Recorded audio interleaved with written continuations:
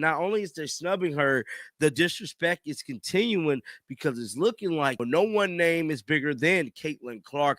Caitlin Clark's name has definitely took the world. They say you don't truly own a jersey number, you just rent it until someone better or someone with more seniority comes along to take it back. But when you build an entire global brand, a multi-million-dollar empire, and a legion of fans around two specific digits, losing them feels like something much deeper than a simple uniform change. Team USA is forcing Caitlin Clark to change her number. Caitlin Clark Team USA number change turns heads. It feels like identity theft. We all know the brand, we know the logo, it's CC22. It's inked into the pavement in Iowa, printed on hundreds of thousands of Nike jerseys across the world, and screamed by fans in every arena from Indianapolis to Los Angeles. Caitlin Clark will be wearing a foreign number the next time she competes on a basketball court. I believe the owners is being very, very disrespectful to the women. They definitely deserve $1 million contract. But the powers that be at Team USA just sent a very loud, very public message to the face of women's basketball. You are not the boss here. When the official training camp roster dropped for the upcoming December sessions in North Carolina, everyone scanned the list for one name. They found the name, but they didn't recognize the player. Beside Caitlin Clark's name wasn't the number that changed the game. It was a random, unfamiliar, and frankly shocking number 17. While the media is trying to play this off as standard procedure, the fans are reading between the lines, asking if this is just a uniform policy or if this is the establishment humbling the superstar one more time. To understand the gravity of this, we have to look at the document that started the fire. Late yesterday, USA Basketball released the PDF that everyone was waiting for, detailing the roster for the December 12th through 14th training camp in Durham. Hal G was Albi Camp in Durham, the Ward. This event is supposed to be a celebration of the sport, including heavy hitters like Paige Buchers, Angel Reese, and the return of Olympians like Kelsey Plum and Jackie Young. But the eyes of the sporting world went straight to the Indiana Fever superstar because we haven't seen Caitlin Clark play 5-on-5 basketball since July. We haven't seen her in a competitive jersey since that groin injury sidelined her and ended her 2025 WNBA season prematurely. The anticipation for this camp is through the roof, with fans ready to see Clark 22 back in action, wearing the red, white, and blue, finally getting the Team USA moment she was denied in Paris. Instead, the roster sheet lists her as number 17, and social media immediately lit up with questions about who is wearing her number and why they are stripping her brand. It looks wrong, almost like a glitch in the Matrix. It feels like seeing Michael Jordan in number 45, but without the famous "I'm back" facts to explain the shift. Number 17 isn't a scorer's number. It feels like a roster filler number, the kind you give to the backup right back in soccer or a reserve receiver in the NFL. For the most electrifying player on the planet to be assigned a random teen number feels like a visual demotion, and for a fan base that is already on high alert for any signs of disrespect from the USA Basketball Committee, this was the match in the powder keg. But to understand why this is happening, we have to look at the person standing on the other side of the court, because this wasn't a random lottery, this was a power move dictated by the unwritten rules of basketball seniority. There is an immovable object standing in the way of Caitlin Clark's brand, and her name is A'ja Wilson. In the world of professional sports, and especially in the prestigious circles of Team USA, seniority is everything. You don't just walk in as a rookie, even a rookie who changed the entire economy of the league, and take the number off the back of a legend. A'ja Wilson is a 3-time MVP, a back-to-back champion, and a gold medalist who has worn number 22 for Team USA for years. She has put in the sweat equity with the national team that Clark simply hasn't had the chance to do yet. In the hierarchy of the locker room, the veteran gets the first pick, and the rookie gets what's left. However, this situation is unique because we have never seen a rookie with this much leverage before. Usually the rookie shuts up and takes the new number, but Clark isn't just a player, she's a corporation. Her number 22 is tied to endorsement deals, trademark filings, and millions in merchandise sales, raising a genuine question among insiders about whether Nike or the higher-ups would step in to ask A'ja to pivot to her college number or a different Team USA number to accommodate the Golden Goose. The answer was a resounding no. By assigning Clark number 17, Team USA is making it clear that the WNBA hierarchy still applies. Accolades matter more than popularity, and medals matter more than jersey sales. It's a humbling moment, a reminder that while Clark might own the box office, A'ja Wilson owns the locker room. Yet there's a darker cloud hanging over this because if this was just about A'ja, fans might understand. But coming off the heels of the Olympic snub, it feels like part of a pattern. We can't talk about this number change without talking about the summer of 2024, because the wound is still fresh.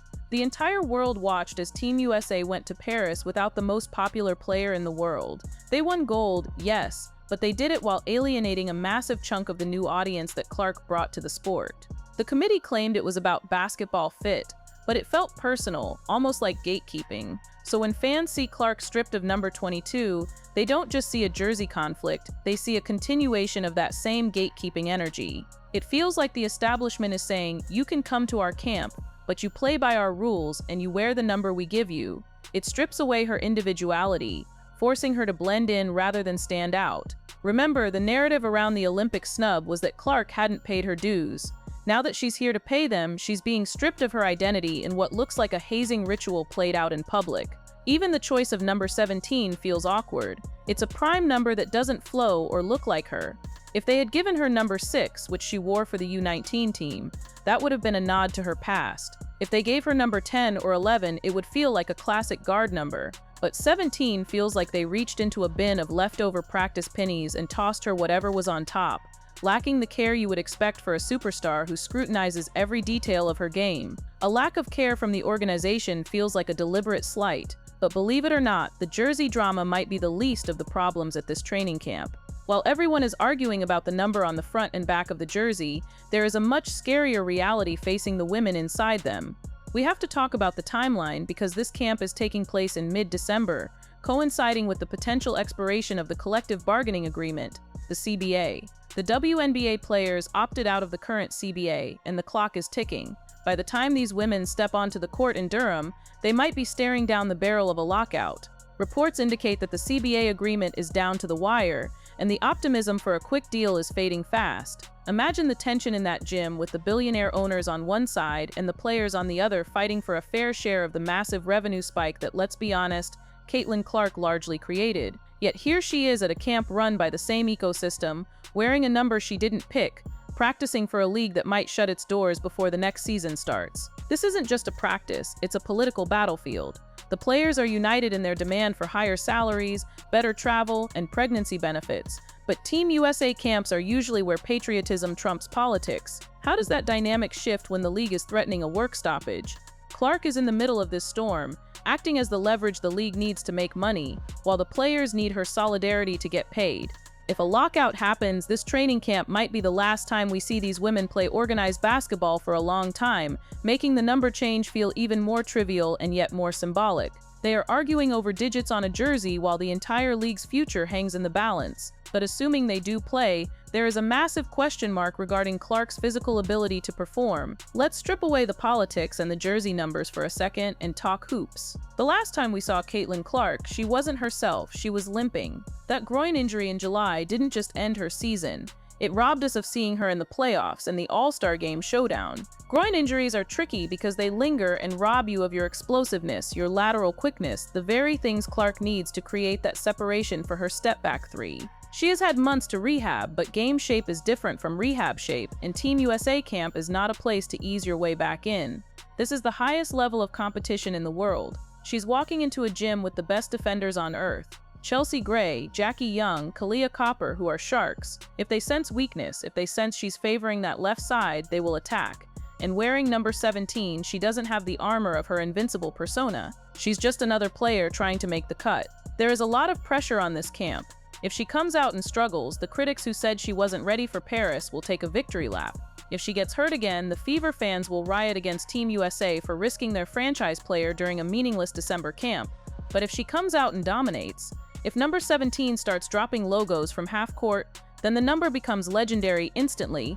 While the basketball establishment plays these mind games with jersey numbers and roster spots, the culture has already decided who Caitlin Clark is. You don't need to look further than Des Moines, Iowa earlier this month, where Lil Wayne, an absolute icon who knows a thing or two about being the best, stopped his show to pay homage. In the middle of his concert, Wayne shouted her out, calling her the GOAT. When you have Lil Wayne bowing down to your greatness, it really puts the pettiness of a jersey number into perspective. This is the disconnect. The world sees a generational icon, cultural figures see a legend in the making, but Team USA sees a rookie who needs to wait her turn.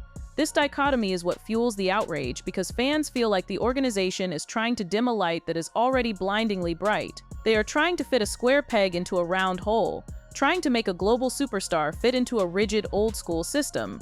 But here is the reality. MJ made 23 famous. Kobe made 24 famous. If Caitlin Clark goes out there and drops 30 points wearing a trash bag, that trash bag becomes the best-selling item on Nike.com the next morning. So is Team USA forcing her to drop number 22? Technically, yes, because the rules of seniority are undefeated, but the optics are terrible, looking like hazing and an attempt to strip away the brand she built to remind her that the system is bigger than the player. But they are forgetting one thing: the player is the system now. The ratings, the revenue, the attention, it follows her, not the other way around. Whether she is wearing 22, 17, or 99, the eyes of the world will be locked on her. This training camp is going to be the most scrutinized practice session in the history of the sport, where we will see if the groin is healed, if the chemistry with the vets is toxic or thriving, and if number 17 is just a temporary disguise, or if Caitlin Clark is about to redefine a whole new number. But let's dig deeper into the personnel on the floor, because there is a secret weapon in Durham that nobody is talking about, a figure who might be the only person capable of bridging the gap between the Team USA way and the Caitlin Clark effect. That person is Stephanie White. The transcript confirmed that White will be part of the event, and this is massive. Remember, Stephanie White just left a stable situation in Connecticut to take the reins of the Indiana Fever. She is Caitlin Clark's new head coach. Her presence at this training camp changes the entire political landscape of the gym. Usually, a national team coach is impartial, focusing solely on the flag, but White is in a unique position where she has to protect her franchise player while also serving the national team committee. She is watching Caitlin Clark wear a number that isn't hers, surrounded by players who have spent the last 6 months taking physical shots at her, all while trying to install a new system. It's a conflict of interest wrapped in a whistle. If Clark starts getting roughed up in the post by the veterans, which, let's be honest, is going to happen because that is how Team USA practices go, Stephanie White is the one who has to decide whether to blow the whistle or let her star player take the lumps. It's a test of loyalty. If White protects Clark too much, the veterans will say she's babying the rookie. If she lets Clark get hammered, she risks the Fever's greatest asset getting injured again before the season even starts. It's a tightrope walk over a pit of vipers, and the fact that Clark is wearing number 17 just adds to the visual that she is currently lesser than in this specific environment. It visually separates her from her coach, from her brand, and from the status she holds in the outside world. Speaking of the outside world, have you noticed who has gone completely silent while all of this is going on? The transcript pointed out something fascinating. The Cheryl Swoops department has been awfully quiet lately. For months we heard non-stop criticism from certain legends about how Clark's game wouldn't translate, about how the fan base was toxic, about how the records didn't matter. But now, crickets. And you have to wonder if that silence is an admission of defeat. When you have cultural heavyweights like Lil Wayne flying to Iowa to kiss the ring, it becomes very hard to maintain the argument that Caitlin Clark is just hype. The silence from the critics is deafening because the reality has set in. The WNBA, and by extension USA Basketball, cannot survive at this altitude without her. They need her to sell out the arenas for these exhibition games. They need her to drive the TV ratings for a training camp. Think about that. We are talking about training camp ratings. The critics know that if they bash her now, while the league is facing a potential lockout, they are essentially attacking the meal ticket. And this brings us back to the most dangerous aspect of this entire gathering, the money. We touched on the lockout earlier, but we need to really break down the numbers mentioned because they paint a terrifying picture of what's at stake. The transcript mentions that the players are looking for contracts in the $1.1 to $2 million range, while the owners are arguably being disrespectful. Here is the uncomfortable truth. Caitlin Clark is the only reason the players can even utter the words $2 million with a straight face. Before she arrived, the idea of a 7-figure WNBA salary was a pipe dream. Now, the revenue projections justify it. However, there is a bitter irony here. Clark is the leverage that the Players Association is using to demand this money, yet she is the one being humbled by the very hierarchy she is enriching. She is wearing number 17, signaling rookie status, while simultaneously being the economic engine that allows veterans to demand millions. It's a paradox. The veterans want the money that Clark's fame generates, but they don't want to cede the social hierarchy to her. They want the cash, but they want to keep the crown. And the owners, they are playing a dangerous game of chicken. If they lock out the players, they aren't just stopping the flow of games. They are halting the momentum of the greatest growth spurt in women's sports history. A lockout in 2026 would be catastrophic. It would kill the buzz that has been building since the 2024 draft. And who loses the most in a lockout? The fans, obviously, but also Caitlin Clark, who is in the prime of her physical development and needs these reps to take the next step. This is why the number change stings so much for the fans. It feels like the league and the federation are taking her for granted. They are stripping her of her branding rights, the 22, while banking on her likeness to save the financial future of the sport. It feels transactional, it feels cold, and from a marketing perspective, it's a nightmare. Nike has spent millions building the CC22 line. Do you think they are happy seeing their premier athlete running around in a generic number 17? Absolutely not. Every photo taken at this camp, every highlight reel that hits ESPN will feature her in the wrong number. It dilutes the brand integrity. It confuses the casual fan who tunes in and asks, which one is she? It's a marketing fumble that only a bureaucratic organization like USA Basketball could make, prioritizing seniority rules over business sense. And let's not forget the physical reality of what happens when that ball tips off. We are talking about the welcome to Team USA moment. Historically, the first practice for a phenom is brutal. When Diana Taurasi first joined, she took elbows. When Sue Bird came up, she had to earn her minutes. The physical toll of this camp is going to be immense. Clark is coming off a lower body injury, the groin, which is notoriously difficult to manage because it affects your base, your lift, and your ability to slide your feet on defense. The defenders at this camp, players like Ariel Atkins or Ryan Howard, are going to test that groin immediately. They aren't going to let her roam free and shoot logo threes. They are going to body her up 94 feet to see if she breaks. If she's wearing number 22, maybe there's a psychological edge. She looks like the superstar. Wearing number 17, she looks like a trialist. Psychology plays a huge role in sports. When you look down at your jersey and you don't see your number, you feel just a little bit out of place. It's imposter syndrome, manufactured by the equipment manager. And don't think for a second that A'ja Wilson isn't aware of this. A'ja is a competitor. She earned that number 22. She isn't the villain for keeping it, she's just holding her ground. But every time they stand next to each other in the layup line, A'ja in 22, Clark in 17, it will be a visual representation of the battle between the old guard and the new era. It's a silent war for the soul of the sport. Furthermore, we have to look at the fan reaction mentioned in the title. Fans outraged. This isn't hyperbole. The comment sections are already filling up with threats of boycotts. Fans are saying, if she's not 22, I'm not watching. If they treat her like a bench warmer, we're out. This is the power of the modern fan. They aren't loyal to the Team USA abstract concept. They are loyal to the player. In the past, the Federation held all the cards. You watched Team USA because you loved your country. Now, people watch Team USA to see Caitlin Clark. If the Federation alienates those fans by engaging in petty power plays over jersey numbers, they risk turning off the very faucet they are trying to drink from. The fear is that this is a precursor to how the 2028 Olympic roster will be built. If they are willing to strip her number now, will they be willing to bench her then? Will they be willing to limit her minutes to pay her dues? The fans don't want to see Caitlin Clark pay dues for 4 years. They want to see her play. They saw what happened in the WNBA season. She started slow, she took her lumps, and then she broke every record in the book. She has already proven she belongs. The hazing period should be over. The rookie label should be gone. She is a first-team All-WNBA player. She is the runner-up for MVP. Treating her like she's just lucky to be there is an insult to the production she put on the floor. Ultimately, this comes down to respect. Respect for the game, respect for the hierarchy, but also respect for what brings the eyeballs. Team USA is trying to have it both ways. They want the hierarchy of the 1990s with the revenue of the 2020s. They want the discipline of a military unit with the star power of a Hollywood movie. But you can't always have both. Sometimes you have to bend the rules for the outlier. Sometimes you have to realize that the rookie isn't just a rookie. She's the franchise. By forcing her into number 17, they are trying to tell her she's just another cog in the machine. But when the lights come on in Durham and the cameras start flashing, everyone, including A'ja Wilson, Stephanie White, and the entire USA Basketball Committee, will be reminded of one undeniable fact. The machine doesn't run without her.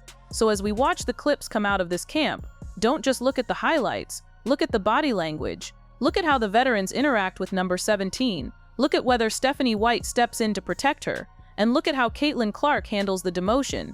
Does she sulk? Does she complain? Or does she do what she has done at every single level of her career, lace them up, ignore the noise, and shoot the lights out until the number on her back matters less than the numbers on the scoreboard? The roadmap to the 2028 Olympics starts now, and the first hurdle isn't the opponents, it's the equipment manager. It's petty, it's dramatic, and it's exactly the kind of storyline that keeps us all glued to the screen.